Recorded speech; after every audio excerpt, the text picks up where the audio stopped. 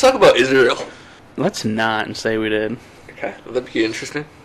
I guess you don't support it the way I do. Fine, talk about it. I am against your anti-Israeli statement. Do you think we should fund them?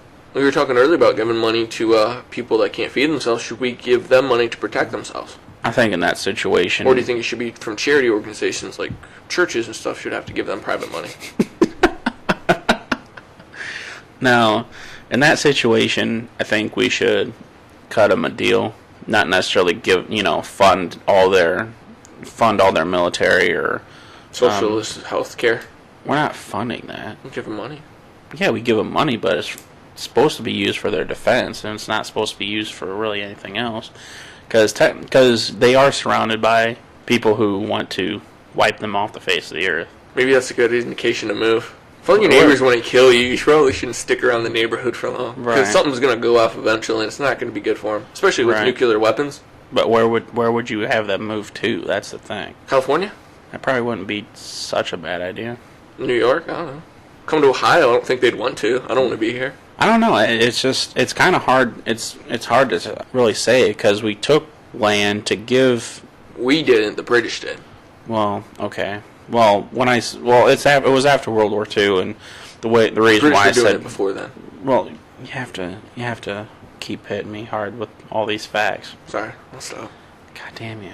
Cause it just ruins my. The nation was founded after World War II. You're right about that, but there were different treaties that allowed them to settle there. Right. Oh, so there were treaties with who? With the Palestinians of the time. Like they tried to make it so certain, and I guess they're Palestinians, Arabs, whatever. Mm-hmm. Certain parts would be Israeli, and certain parts would be Muslim. And they got along for a little bit, but then the more people, because it started, it was just like farmers would live there. Israeli people with Israeli history, like the mostly Orthodox want to be farmers, would start living there, growing crops, and then more people started to want to move there and live there, and then they started killing each other.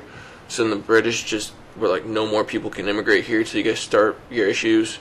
And that was like in the 1930s, and it turned out for a bad time for the Jews not to be able to leave Europe.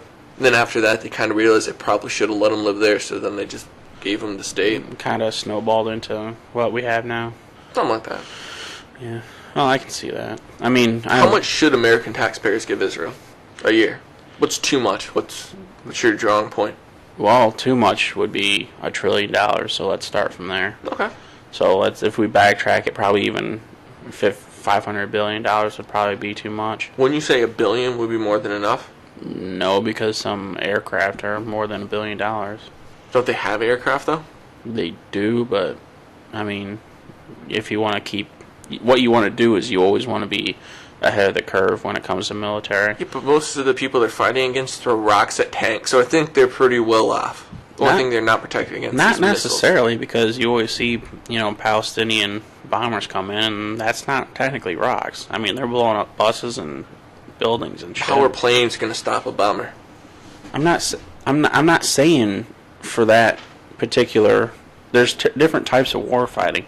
I mean, yeah, you can't use planes against a suicide bomber. Or you can try. You can try, but it's not going to work too well. What I'm mostly concerned about is like Iran being militarized, and then Egypt with the election of the Muslim Brotherhood, who has also declared that they wanted to wipe Israel off the map. Then yeah, that's kind of... Right now, who knows who's in power? The military's not working too well with the current president. Well, I would rather be safe than sorry. That's my thing. It's kind of like how I... But that's not... That's kind of how like I carry my my concealed carry weapon. I would rather be safe and sorry. So you think a country should have the right to be safe than sorry? Right. So if Iran won nuclear weapons... I'm not saying that, but when you go... Like, I don't care... I'm just messing with you. No. That's a good point, because people want to say Iran shouldn't have nuclear weapons. Well, when you go around saying groups of people shouldn't exist, then yeah, you kind of have one of those things where it's like, I don't think you should have nuclear weapons because you don't think a certain group of people should exist. Newt Gingrich said that he didn't think Palestinians existed, and he'd be in a country that has nuclear weapons. But is he in control of anything right now? I'm going to vote for him this election. You're going to write him in? Me and my followers. He's a strong... Check out his Twitter account. That's just my point. Like, I wouldn't... Like, if Iran acted... civilly, I wouldn't mind them having, nuclear weapons to defend themselves, but when they start touting destruction of other countries, then that's where I draw the line. That's my own opinion. I guess it's probably good not to have too many nuclear weapons out there. Right. How many nuclear weapons are out there? I know there's enough to destroy every living creature on the planet over 400 times, which I think is excessive. Once we have enough to destroy everything on the planet over 300 times, we should have stopped. Because 4, that's just showing off, and it's getting kind of garish. That's not really. I mean, that is a concern, but that's not really a primary concern right now.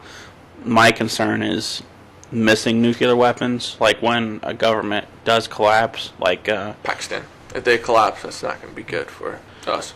So, I mean, that's the biggest thing is when governments collapse and change of hands for governments, and then all of a sudden nuclear weapons are missing. Then that's my concern. Who all does have nuclear weapons? I know the United States, China, Russia, France for some reason, Britain, Israel, Pakistan.